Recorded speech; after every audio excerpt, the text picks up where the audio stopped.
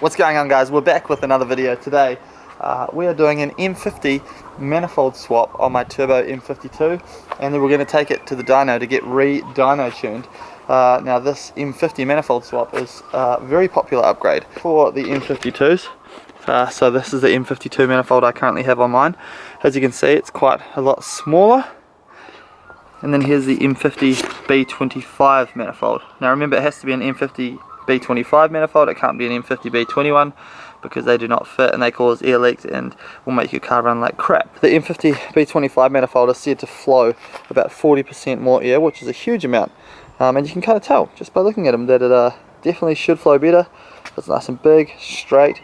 This is a lot smaller, the runners, and of course it looks a lot more restrictive, so it makes sense. So it'll be interesting to see kind of how it changes our dyno results. Now remember, if you do an M50 manifold swap, you're going to have to go and get your car tuned, although a lot of people do chip tunes for them, where they'll delete your rev limiter or raise your rev limiter, and also do a couple of timing and fuel things to make the best use of the M50 manifold. Anyway, so what we're doing on the dyno today though is we're detuning my car, which means that we made too much power last time. I think we're actually lifting the head a little bit, and that's causing the coolant system to pressurize, so we're going to detune it. So what we're hoping to do is we also realized that we weren't using the Vanos in the tune, which is crazy because we didn't have the Vanos turned on in the tune, it was turned off, which means that the turbo spools up later, and the power curve just looks completely different. So at the moment we're at 280 kilowatts and we're going to wind it back to about 230 kilowatts, which is a perfect, in my eyes, a perfect amount of power for drifting, especially here in Australia with the competition we're doing. We're not doing pro level, we don't need 800 horsepower, but with the Vanos we should be able to bring the turbo on a lot earlier and also have a much nicer power curve. Of course, mixed in with the M50 manifold should just make the car completely different to drive, because at the moment it's a little bit laggy with this TD06 25G turbo. But right now we're going to go ahead, we're going to take the intake manifold off, put this one on. Of course I left it to the last minute, we've got dyno tuned in 2 hours, and then we're going to take it to the dyno.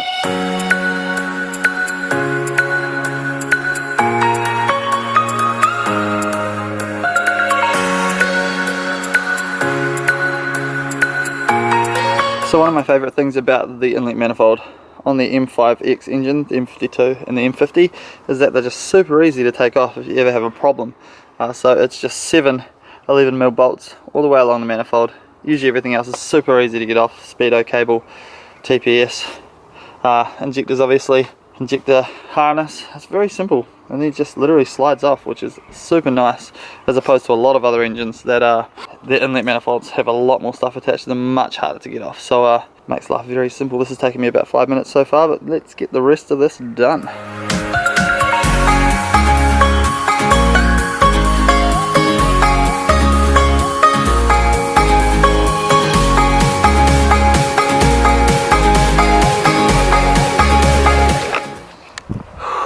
So you can see here the difference in the size. Yep, definitely different. Look at these skinny little runners here, and then look at these nice big wide ones. Bigger, bigger, tiny, tiny.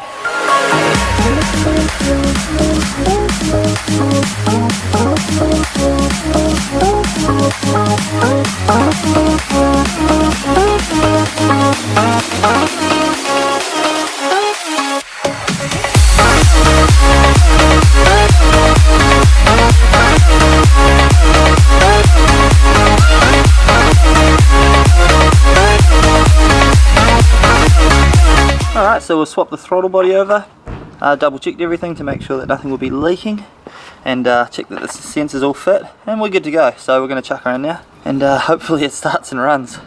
I'm very keen to see how this goes on the dyno.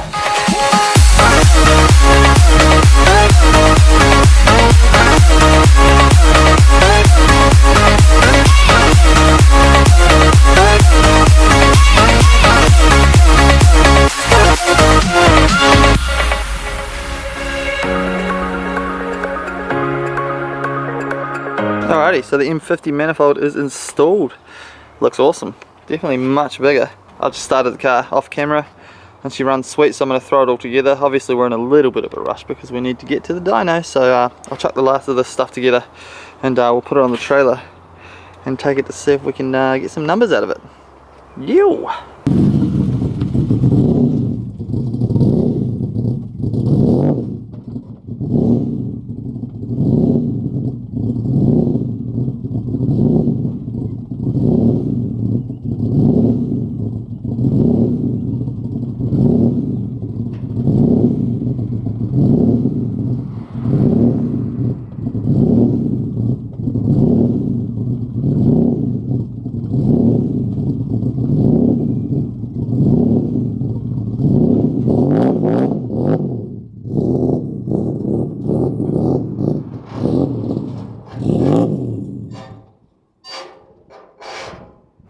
Alright, so we're all loaded up and on the way to the dyno, which is rad. So in terms of difficulty, the M50 manifold swap I'd say was pretty basic.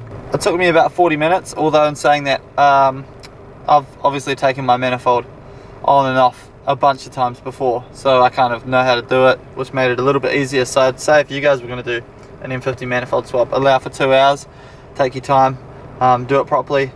But yeah, pretty basic mod, and highly recommended if you guys are wanting more power on your M52 motors.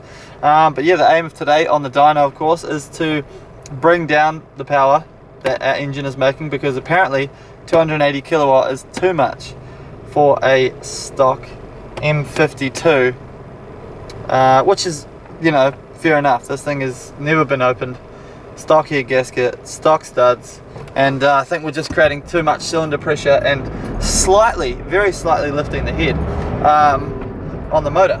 So we're going to bring the power down, but we also want to retune the engine, obviously with the Vanos, like I said before, and create a better power curve, because at the moment the power comes on pretty late, and I think that's why I've been braking. Like, I broke my last gearbox as well because it's a little bit laggy, but of course we didn't realize that we could tune with the Vanos on the KDFI ECU, which is very good news. So that's what we're going to be mucking around with today.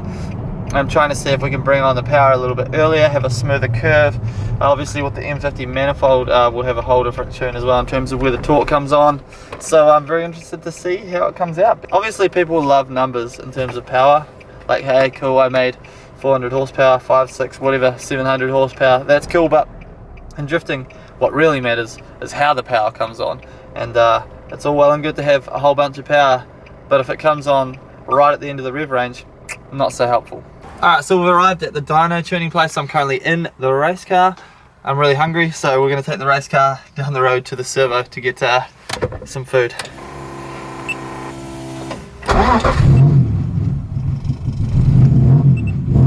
Woo!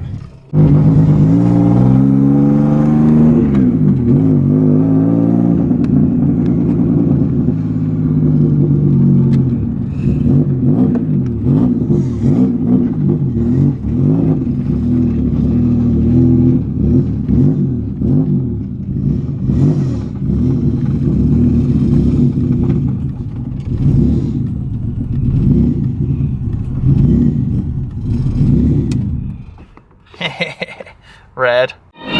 Whew. Got our iced coffee. That's what we love. Race car street life.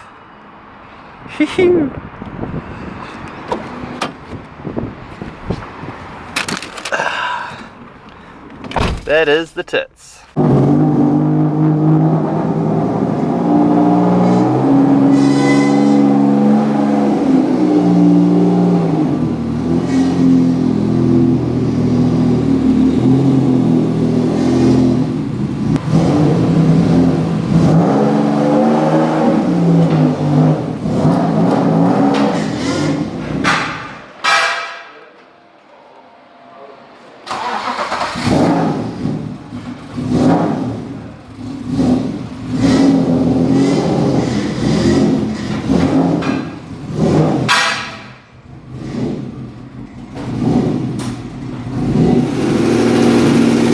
So we've got a light where the Vanos plugged into, so that we can test whether the ECU is telling the Vanos to turn on or off, which is pretty freaking cool.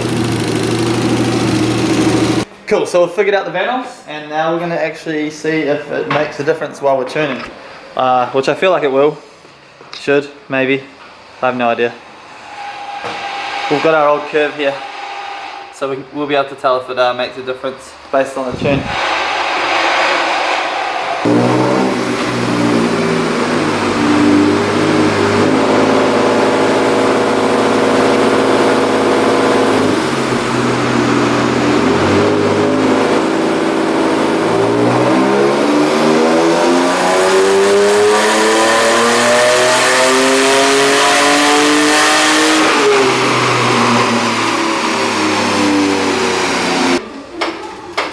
That was weird. I saw something like that.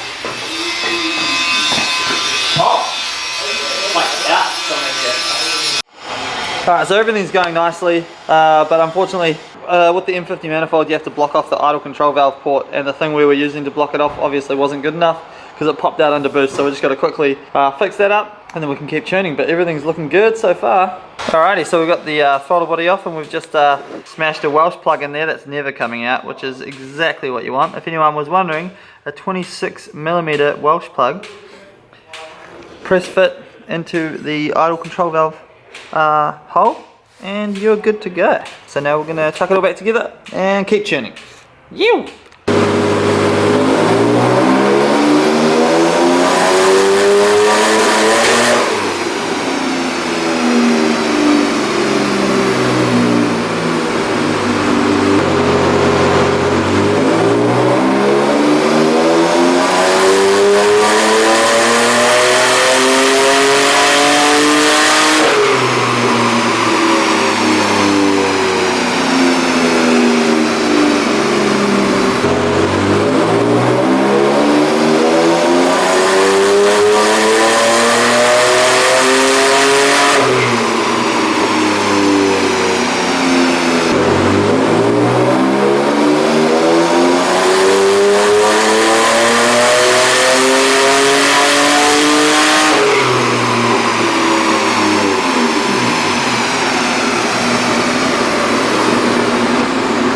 We're all done on the dyno.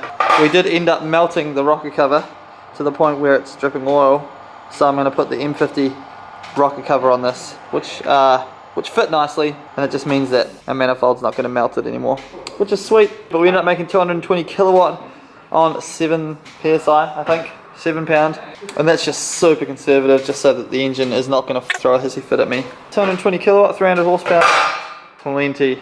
But let's go look at some of the other cars in the shop quickly. Don't know if you guys remember, but last time we had a look at this S15 and Dan was doing a compound turbo SR20 VET setup on it, and look at it. Holy crap. That is insane. So the smaller turbo feeds the bigger turbo that feeds the engine? I don't really know how it works. Dan? What turbo feeds what before the engine? Ah, the big turbo feeds the small turbo that feeds the engine. Jesus. Yeah, this thing is absolutely mental. So there we have it. The car is now not lifting the head, which is awesome. Makes 220 kilowatt, which is great. Slightly more responsive with the Vanos. Won't know until I actually drive it how it actually feels. But massive shout out to Dan from Springy Performance. If you're in Melbourne, make sure you hit him up for any of your motor car performance needs. But he doesn't like BMWs now because I keep bringing mine in, and every time I bring mine in, it gives him trouble. I think secretly he loves it because it gives him a bit of a challenge. That's a wrap on this video. We're going to be drifting this car next week at the Keep It Read event, whew, which is going to be mad. I'm super excited. Hopefully the car actually goes without overheating, because I'm sick of having overheating issues. Yeah, but next episode we're going to be at Damon's house doing the T18, which is going to be freaking mental. A whole weekend of awesome progress on the T18, which is exciting. But for now, I'll leave you guys right here. Thank you for watching. Make sure you like, subscribe, follow me on Instagram at itsmikeblack, and we'll see you guys soon. Peace.